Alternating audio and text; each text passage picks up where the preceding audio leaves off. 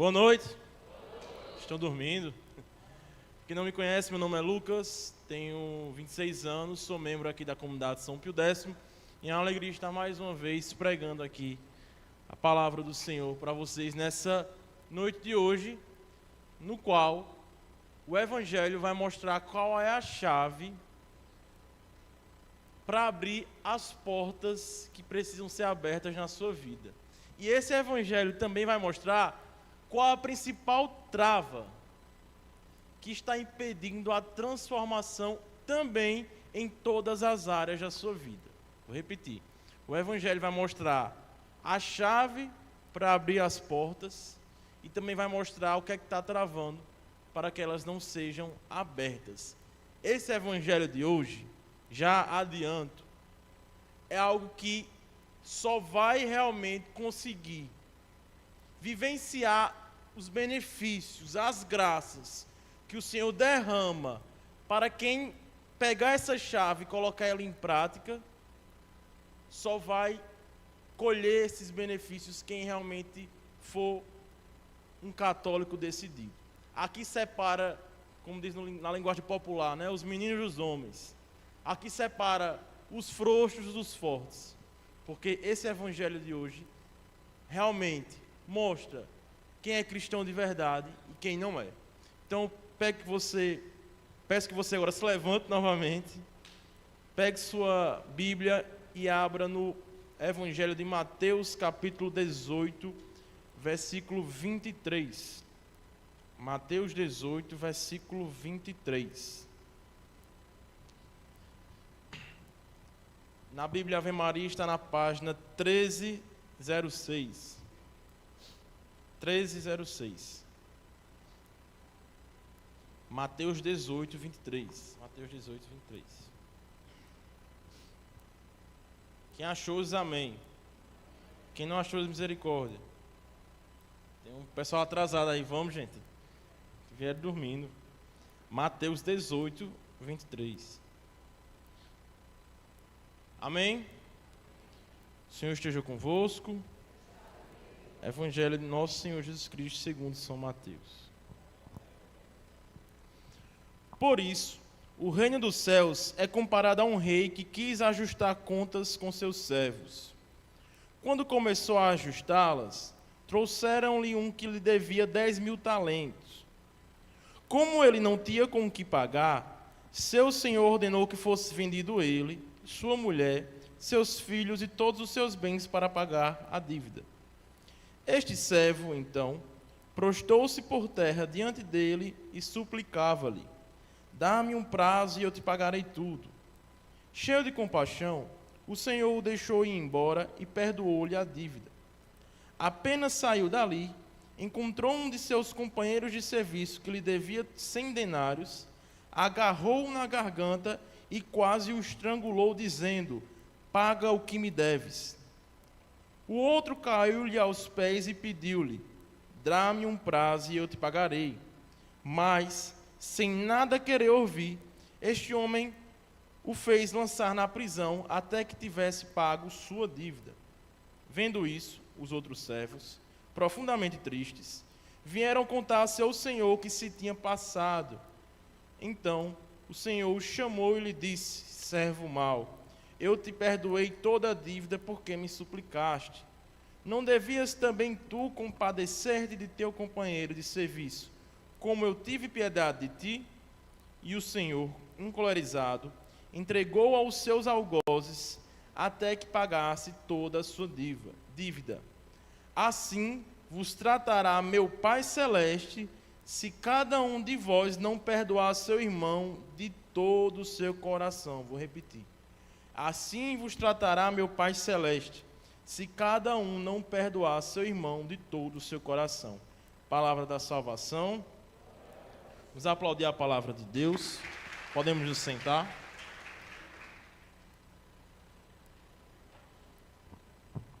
Bem, o Evangelho ele foi muito claro. E principalmente o último versículo, dizendo que, dessa forma que o servo da parábola tratou a pessoa que devia a ele, se nós andarmos assim, o próprio Deus terá uma atitude assim com a gente. Esse evangelho, na prática, ele fala de perdão. E sim, o perdão é a chave para abrir qualquer porta na sua vida. E a falta dele é a trava que mantém as portas fechadas em todas as áreas da sua vida. Vou repetir. O perdão é a chave que abre todas as portas da sua vida. E a falta dele é a trava que impede a bênção do Senhor chegar em todas as áreas da sua história, da sua vida. Por quê, Lucas? Porque quando você não perdoa, você, como nós rezamos no Pai Nosso, não é perdoado. E quem diz isso? Jesus. Como é que a gente reza no Pai Nosso? Perdoai vamos lá. Perdoai as ofensas, assim como nós perdoamos a quem nos tem ofendido. Ou seja, Deus perdoa os nossos pecados à medida que nós perdoamos os pecados dos outros, que nós perdoamos as ofensas que foram feitas para nós. Porém, quando a pessoa ela não exercita o perdão, primeiramente ela não tem um conhecimento de si mesmo. Como assim? Quando eu sei que eu sou fraco, que eu sou totalmente capaz de cometer uma gravidade, um pecado mortal, assim como aquela pessoa cometeu contra você, quando eu tenho esse conhecimento de si, da minha fraqueza, da minha fragilidade, eu libero o perdão para o outro. Porque para perdoar é necessário uma virtude que sem ela a gente não entra no céu, que se chama humildade. Humildade vem de humus, que quer dizer terra. E no Gênesis o próprio Senhor falou: tu és pó e ao pó voltarás. Ou seja, quando nós sabemos o que nós de fato somos, nós entendemos aquilo que o outro também é, e por isso nós devemos, dessa forma, liberar o perdão. Diferentemente do que algumas pessoas acham, perdoar não é deixar de sentir ou esquecer por completo. Perdoar não é você andar com uma pessoa que lhe deu um calote e você emprestar de novo dinheiro a ela. Não, não é isso. Perdoar é uma decisão deliberada sua, ou seja, de livre escolha, de você encerrar aquela situação dentro do seu coração e não querer retribuir ao outro com ofensa ou com punição. Vou repetir. Perdão é uma decisão que encerra essa situação no seu coração. E você gera um desejo de não retribuir com punição ou com maldade para o outro. Perdoar, meu irmão, minha irmã, é decidir, é decisão. E quem fala isso não sou eu. Trouxe as anotações aqui do Catecismo da Igreja. O perdão, como diz no parágrafo 28 e 38, é decidir, desejar o céu pela pessoa.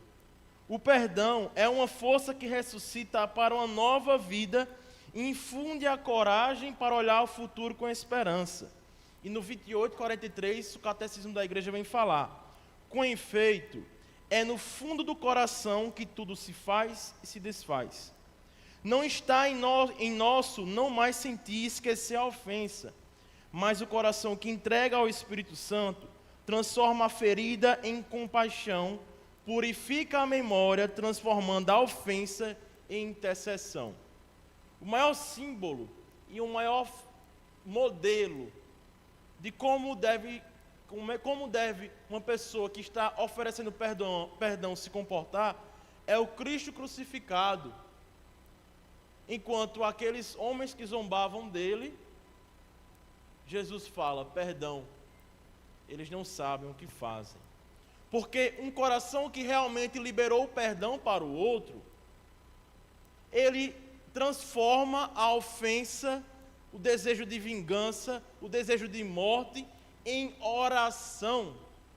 em rezar por aquela pessoa. E o Evangelho, ele pede que a gente não somente perdoe coisas pequenas, porque é fácil demais perdoar uma pessoa que, sei lá, tropeçou em você no meio da rua, sem querer. Não, desculpa, tudo bem. Difícil é perdoar uma traição. Difícil é perdoar uma cilada que uma pessoa apronta para destruir sua vida. Difícil é perdoar, de repente, a contração de uma dívida no seu nome que você não teve culpa e que você colhe os frutos disso. Difícil é perdoar aquela pessoa que você tanto amou e se entregou, lhe trair, falando de você, lhe abandonando. Seja um filho, seja um pai, seja uma mãe, seja um esposo, uma esposa. Mas é justamente para essas áreas que a gente deve liberar o perdão. É para essas áreas que o Senhor nos chama para perdoar, porque o próprio catecismo da igreja vem falar, prestem atenção, no parágrafo 982, eu gosto de trazer sempre o catecismo, principalmente nas formações, aqui é uma pregação, porque ele sintetiza e é a doutrina da igreja.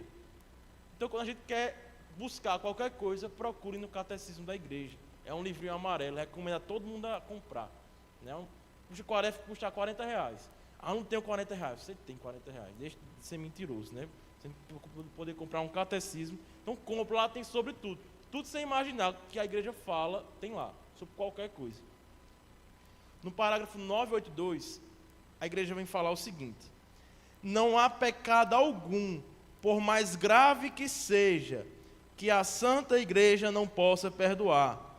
Não existe ninguém, por mal e culpado que seja, que não deva esperar com segurança o seu perdão, desde que seu arrependimento seja sincero. Vou repetir. Não há pecado algum, por mais grave que seja, que a Santa Igreja não possa perdoar. Não existe ninguém, por mal e culpado que seja, que não deva esperar com segurança seu perdão, desde que seu arrependimento seja sincero.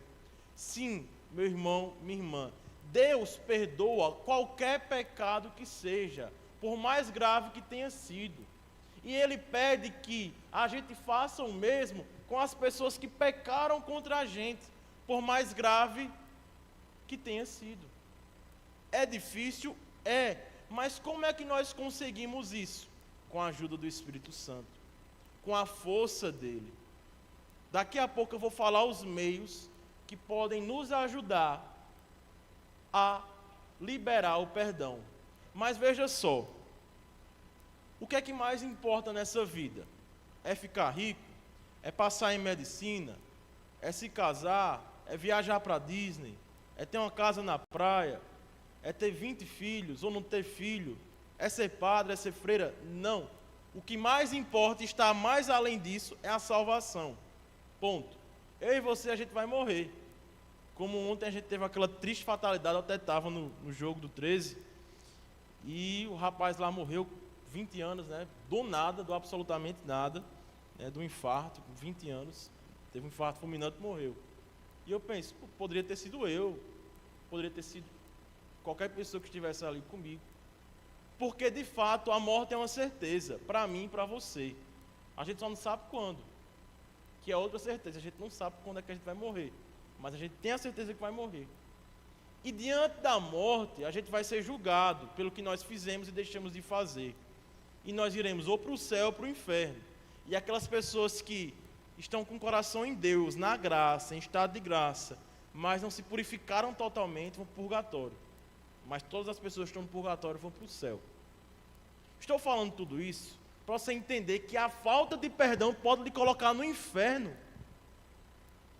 E de repente aquela pessoa que já aprontou com você, está vivendo a vida dela, está seguindo em frente, mas você insiste em ficar remoendo, ressentindo, e está colocando em risco a sua salvação, meu irmão. Pare de ser besta. Tu quer ir para o inferno e ficar lá com Satanás na eternidade toda? Você quer sim ou não? Então perdoe. Isso pode parecer besta, assim, simplório, mas é a verdade. Por quê? Porque o próprio Jesus falou. Versículo 35. Assim vos tratará meu Pai Celeste, se cada um de vós não perdoar o seu irmão de todo o seu coração. E a primeira porta, meu irmão, preste atenção, que por ela aparecem todas as graças de Deus na nossa vida, é o perdão. É quando a gente se reconcilia com Deus. Quando a gente vai na confissão, que daqui a pouco eu vou falar novamente, vou falar de forma mais aprofundada, perdão. E a gente vai na confissão, se confessa e volta ao estado de graça e pode receber Jesus na Eucaristia, na missa, pode ir progredindo na vida interior. Só que na própria Sagrada Escritura, em outra passagem Jesus falou: antes de ir para o altar, reconcilia-te com teu irmão. Então, meu irmão, minha irmã, não adianta de nada você estar servindo na igreja, você está fazendo isso e aquilo, se o seu coração é cheio de divisões, é cheio de ressentimento, e você não quer se livrar disso.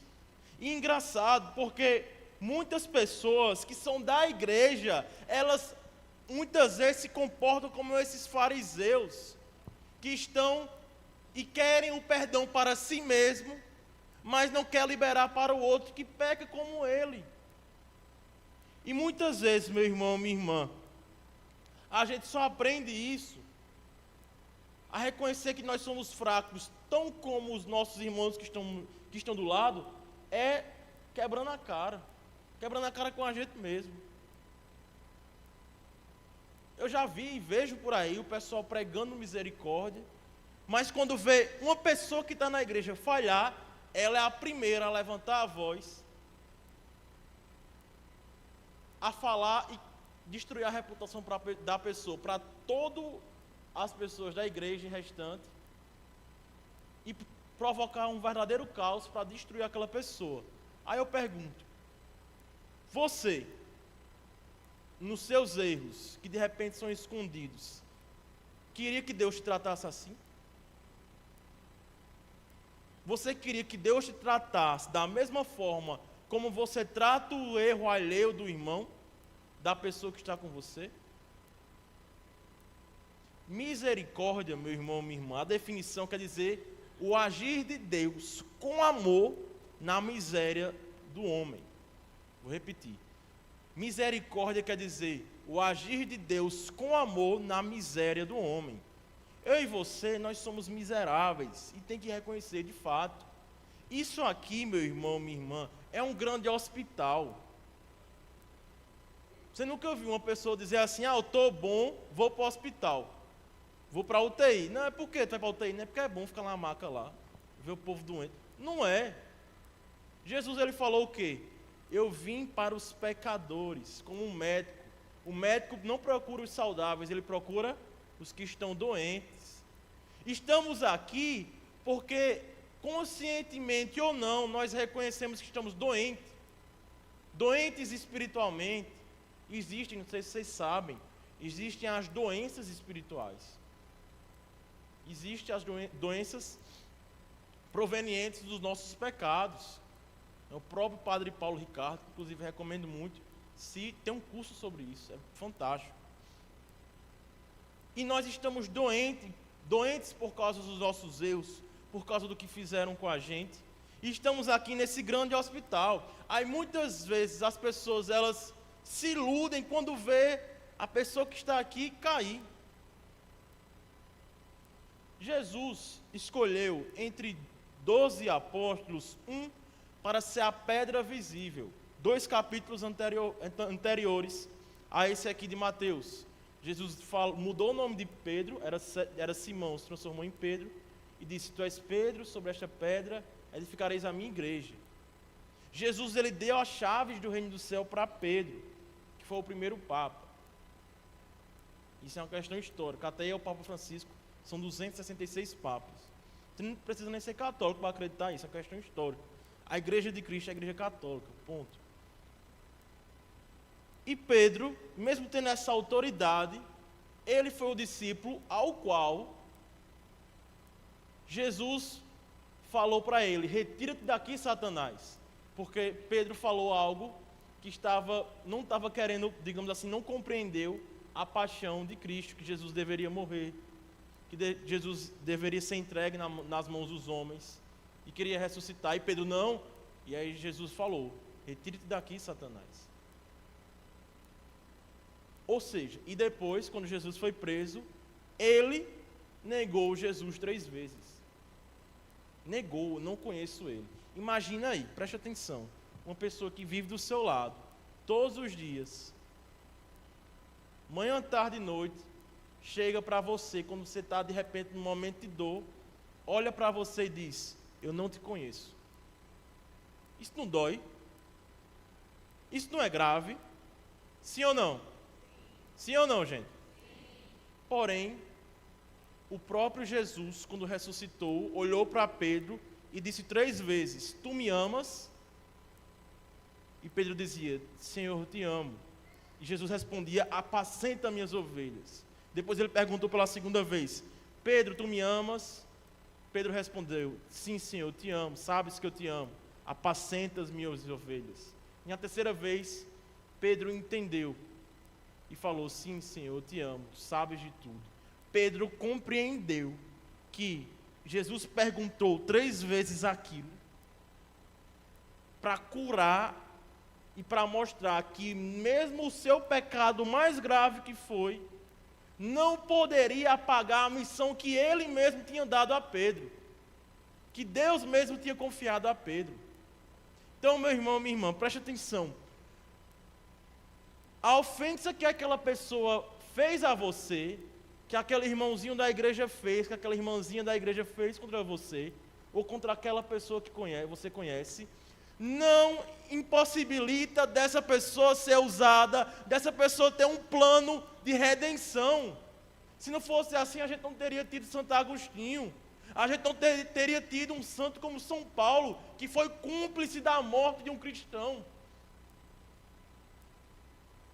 Não teríamos tantos exemplos de santos que pecaram muito gravemente antes de conhecer a Deus ou durante a caminhada. Uma das formas de nós exercitarmos esse perdão no nosso coração é olhar para o outro como um filho de Deus. É pensar, eu quero que essa pessoa vá para o inferno, fique lá com o demônio o resto da vida. Não. Então eu vou rezar para que ela se salve. Eu vou rezar para que ela se salve. Gente, enquanto você não fizer isso, de verdade mesmo, nada vai dar certo na sua vida. E não sou eu que falo, novamente é o próprio Cristo. E novamente repito, para ser perdão de verdade, precisa ser de todo o coração. De todo o coração. E o perdão, como diz o catecismo, você primeiramente pede a Deus a graça de perdoar, decide-se. E aí a graça de Deus vai fazendo você purificar a memória e transformando o sentimento de raiva, de vingança, em oração, em rezar por aquela pessoa. Em como Jesus falou, Pai, perdoa, ele não sabe o que faz. Ou então você pode dizer, mas Lucas, a pessoa sabe mesmo, porque ela é ruim. Não vale R$1, vale o sangue de Cristo. Vá discutir com ele, que ela morreu por ele. Porque que ele morreu por ela, por essa pessoa aí.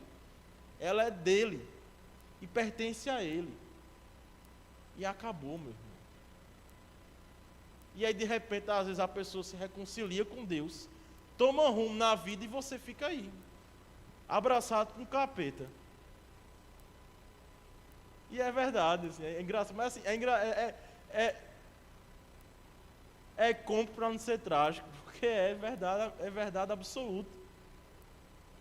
Então, Lucas, beleza, eu entendi que eu preciso perdoar, as coisas até graves, porque eu mesmo faço coisas graves. Você pode dizer, Lucas, mas eu não faço nem nada grave. Faz sim, todo mundo faz. Pecado não é somente matar e roubar, não, gente. Existem inúmeros pecados mortais que nos tiram da salvação, muitos. A fofoca, por exemplo. Por que a fofoca é um pecado tão grave? Porque ela justamente é um orgulho de si mesmo, que reconhece que não tem erro, ou que não poderia cometer aquele erro que aquela pessoa cometeu, e aí você, com essa soberba de si, destrói a reputação do outro, que segundo o catecismo, que segundo Santo Tomás de Aquino, é um dos bens mais importantes temporais que nós temos. E aí você lá, vai, na época eu sou da igreja, eu vou denunciar, conversa, você é apenas um soberbo, orgulhoso, que não se conhece a si mesmo. Então, Lucas, certo, deu para entender que eu tenho que perdoar, que isso atrapalha a minha vida, e que eu tenho que perdoar até as coisas graves. Mas me dê um passo a passo aí, me dê um bizu do que fazer. Eu mesmo não, eu vou dar aquilo que a própria doutrina fala. E eu posso sintetizar isso em 3 passos. Primeiramente, a graça da humildade. Uma pessoa que não é humilde, ela não perdoa. E por ela não perdoar, ela vive eternamente angustiada, sem paz, inquieta. Ela não se resolve. É uma pessoa mal resolvida. Sim, é verdade. Podem anotar, a maioria das pessoas mal resolvidas são pessoas que têm alguma mágoa no coração. Vai vasculhar na história dela, deve ter alguma coisa que está travando ela de receber a graça de Deus. De repente é uma briga de 1985 que ela lembra até a entonação da palavra e fala dentro do coração: eu não perdoo essa véia. Eu não perdoo, não perdoo. E fica com esse coração amargurado. E quando você fica com o coração amargurado, é um abismo que puxa o outro, como diz o ditado. Um abismo puxa o outro. Por exemplo, uma pessoa que um cara que vai trair sua mulher. Ele primeiramente começa no pensamento. Então o abismo do pecado nos pensamentos. Depois na pornografia. Depois no pecado propriamente dito do adultério. Depois na mentira. Depois ele começa. Então assim, um abismo puxa o outro. Assim como uma virtude puxa a outra. Se uma pessoa é paciente, ela começa a ser mais disciplinada, mais bondosa, mais constante. Uma virtude puxa a outra. Então, quando a primária não tem a humildade, o restante das virtudes não chegam na sua vida. Então você precisa ser humilde. Parar com essa falsa santidade que você tem em torno de si e reconhecer que você é fraco, que você é pó, assim como o outro é pó, e que você pode cair como o outro caiu. Como diz na própria Sagrada Escritura, quem está de pé, cuidado para não cair. E, sendo bem sincero, meu irmão, minha irmã, quantas graças a gente recebe,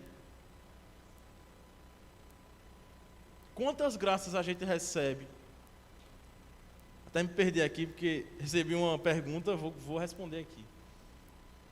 Mas quantas graças a gente recebe quando a gente tem esse coração humilde? Quando a gente realmente reconhece quem a gente é. Eu não sou Deus. Só quem tem o direito de julgar é Deus. Acabou. E aí, justamente o que eu ia falar. Então, Lucas, perdoar é voltar a conviver com a pessoa? Não. Óbvio que não. Vou falar de dinheiro, que foi o evangelho aqui da Bíblia. Imagina uma pessoa, aquela tia sua, que pede dinheiro a você, direto, e que nunca lhe paga. E aquela tia, como tem até uns reels na internet, um meme, né? A pessoa que empresta o dinheiro lá, contando as moedas, e a pessoa que pega o dinheiro e está devendo na festa. Né? Isso é o retrato do brasileiro, engraçado isso, mas é a verdade. Veja só. Se você sabe que aquela pessoa não lhe paga, não pagou uma, não lhe pagou duas, você vai ficar emprestando dinheiro a ela? Não. Por quê? Porque você não é besta, né? Gente, perdoar não significa que você vai ser uma pessoa besta. Né? Não.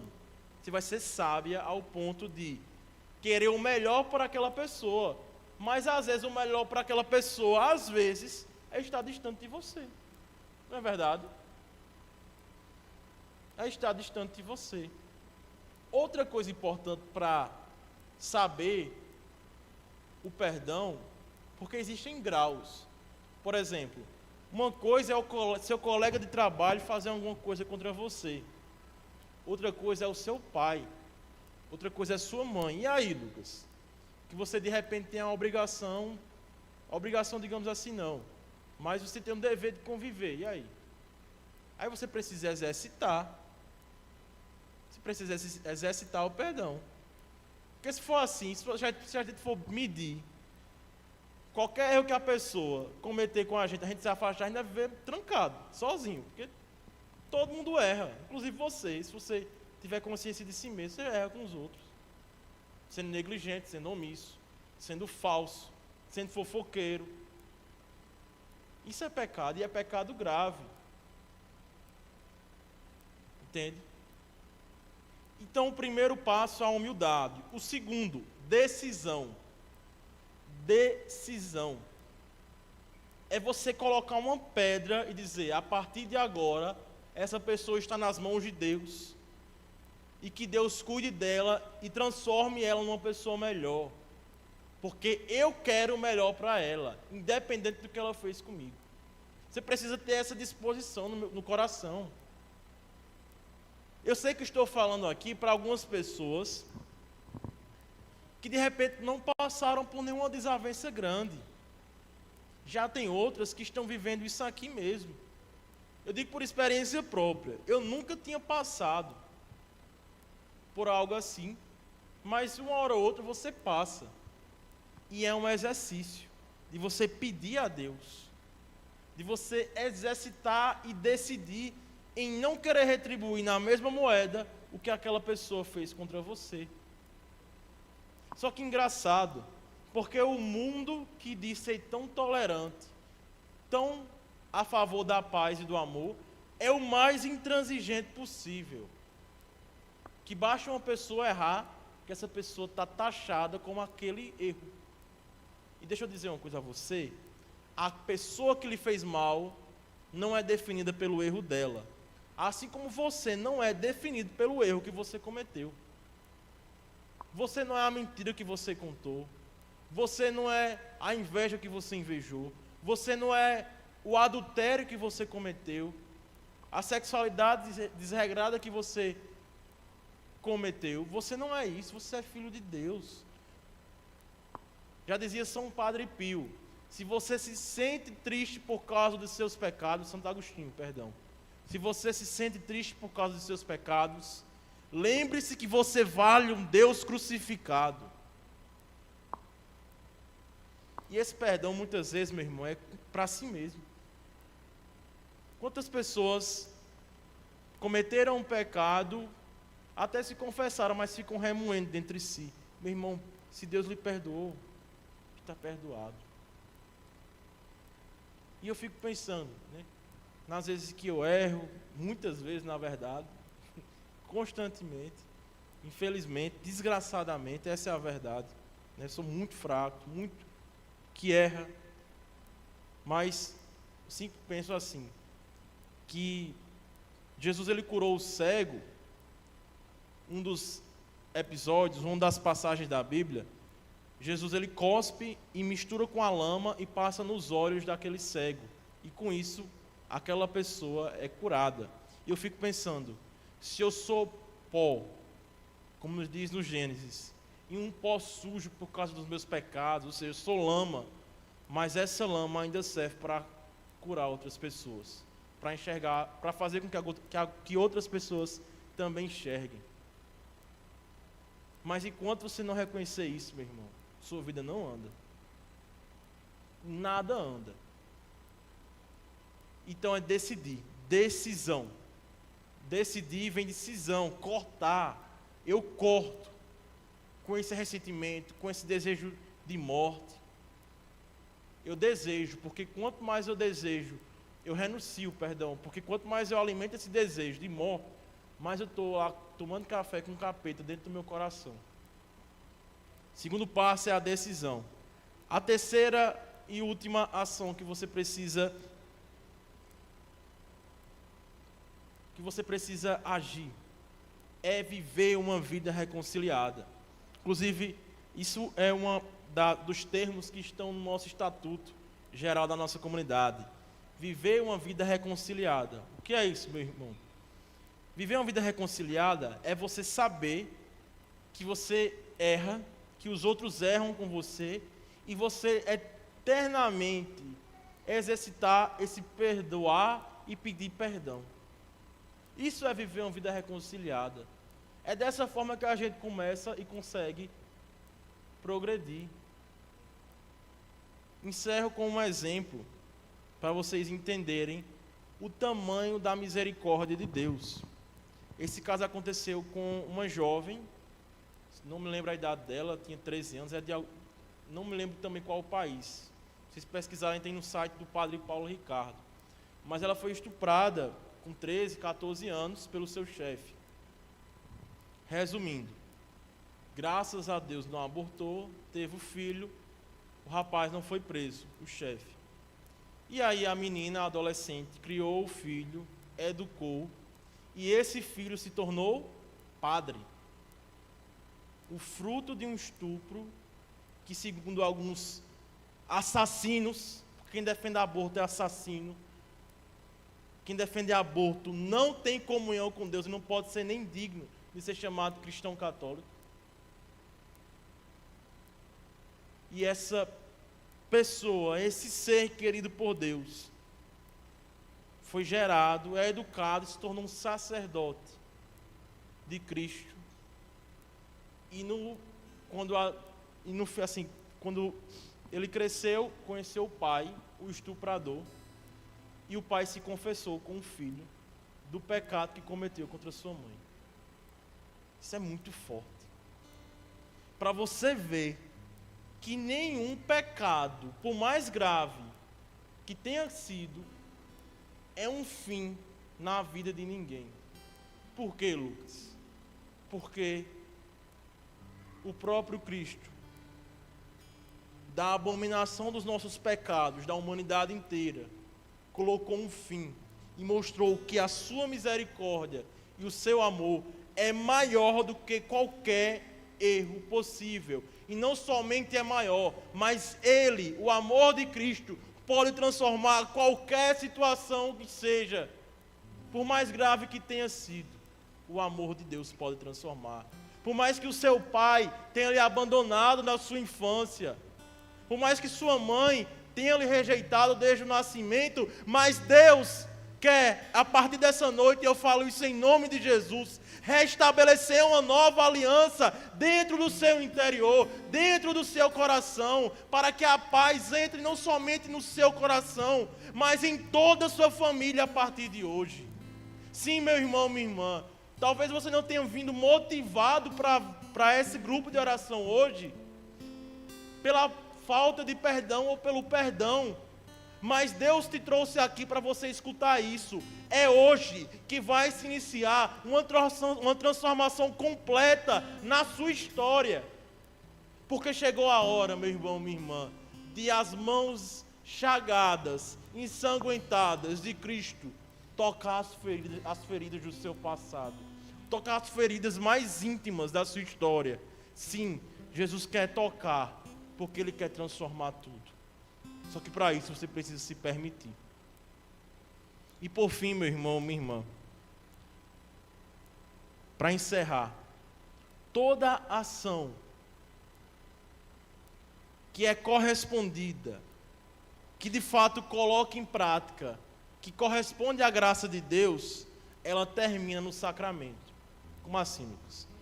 Não adianta você receber a graça de Deus aqui e por suas próprias forças querer conseguir mudar. Não, é preciso agir, perdoar aquela pessoa e viver uma vida sacramental, ou seja, se confessar, pedir perdão ao Padre. Pedir perdão ao Padre não, se confessar diante do Padre, que em nome de Deus vai perdoar os seus pecados. Em nome do Pai, do Filho e do Espírito Santo, Ele vai perdoar os seus pecados. Então se confesse, meu irmão. Se confesse. Porque sem isso você vai ficar acumulando agora não os pecados dos outros, mas os seus próprios pecados. Então se confesse. Isso vai ser um gesto concreto que você realmente mudou. Você vai confessar que você guardou por muito tempo um ressentimento e não perdoou aquela pessoa. Você vai se confessar diante do Padre isso. E você vai dizer claramente, eu me arrependo. Isso vai ser um sinal concreto que você realmente perdoou de todo o coração aquela pessoa. E com um coração perdoado, você vai poder, não por merecimento, porque eu não sou digno que entreis em minha morada, mas dizer uma só palavra e sereis salvos. Isso que nós falamos antes de receber Jesus.